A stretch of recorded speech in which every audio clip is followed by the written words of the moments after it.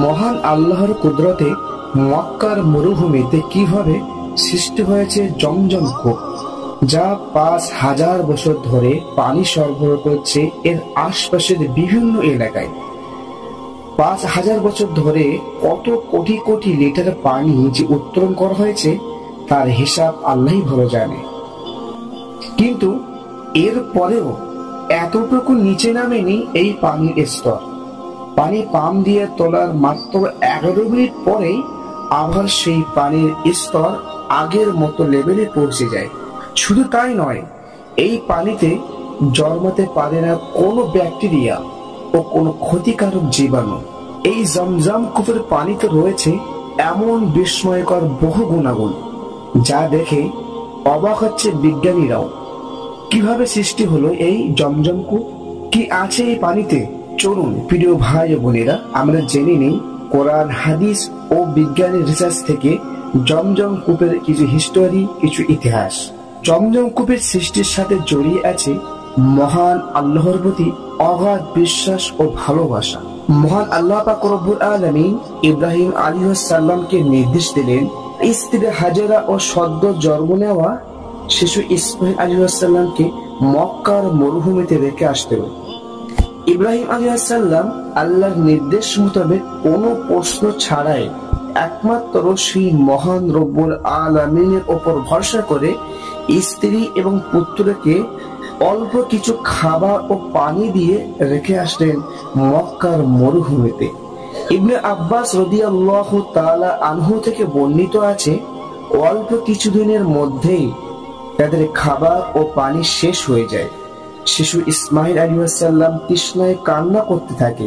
মা হাজেরা তার সন্তানের কান্না দেখে অস্থির হয়ে যান, ছুটে চলে যান সাফা পাহাড়ে। কিন্তু সেখানে তিনি কোন মানুষ ও পানি ও খাবার কিছু দেখতে পান না। তিনি আবারও ছুটে যান মারোয়া পাহাড়ে, সেখানে কোনো কিছু পাওয়া গেল না। এইভাবে তিনি ৭ বার সাফা ও মারোয়া পাহাড়ে ছোটাছুটি করলেন, যেটা এখনো হাজিদের ক্ষেত্রে হজে গিয়ে এই রুকুনটি আদায় করতে হয়। কিন্তু মা হাজেরা এই ৭ বার সাফা ও মারোয়া পাহাড়ের ছোটাছুটির পরেও কোনো সাহায্য পেলেন না। তবুও আল্লাহর প্রতি তার বিশ্বাসের কোনো ঘাটতি হয়নি।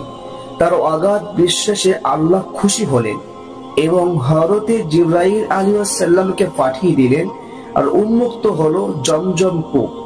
মা হাজেরা আলাইহিস সালাম দেখলেন তার ছোট্ট ছেলের পায়ের আঘাতে মরুর বুকে ফাটল ধরেছে আর বেরিয়ে এসেছে স্বচ্ছ পানি। তিনি ভাবলেন, এই পানি যদি এইভাবে বের হতে থাকে হয়তো তা শেষ হয়ে যাবে। তাই তিনি বলে উঠলেন জাম জাম, যার অর্থ থামো থামো। কথিত আছে, তিনি যদি তখন পানিকে না থামাতেন বা না থামতে বলতেন, বিশ্বের সকল প্রান্তে এই জমজমের পানি পৌঁছে যেতেন।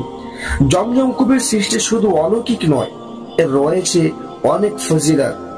জাবের ইবনে আব্দুল্লাহ রাদিয়াল্লাহু তাআলা আনহু থেকে বর্ণিত, রাসূলুল্লাহ সাল্লাল্লাহু আলাইহি ওয়াসাল্লাম বলেছেন, যে সৎ নিয়তে জমজমের পানি পান করা হয় এই পানি তার জন্যই।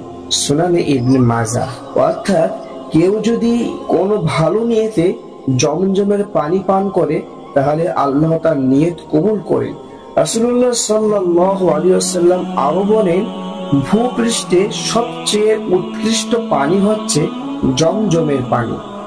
এটি ক্ষুধার্তদের জন্য খাদ্য ও রোগীর জন্য শেফা বা ঔষধ। সুনানে ইবনে মাজাহ।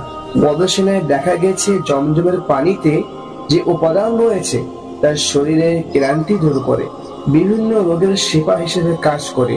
আমেরিকার একটি গবেষণায় তারা দাবি করেছে জমজমের পানিতে 4টি অপরিহার্য ধাতব আয়ন অনেক বেশি পরিমাণে উপস্থিত রয়েছে। এগুলো হলো সোডিয়াম, পটাশিয়াম, ম্যাগনেসিয়াম এবং ক্যালসিয়াম। এছাড়া জমজমের পানিতে 7টি ট্রেস মেটাল আয়ন পাওয়া যায়। জমজমের পানিতে জন্ম নিতে পারে না কোনো প্রকার জীবাণু বা ব্যাকটেরিয়া। এছাড়া দেখা গেছে এই পানি পান করলে দেহের ইউরিক অ্যাসিড, কোলেস্টেরল ও ব্লাড সুগার নিয়ন্ত্রণ হয়। এই কূপের আরো একটি কুদরত হচ্ছে কোনো নদী ও জলাশয়ের সাথে কোনো সংযোগ বা যোগাযোগ নেই।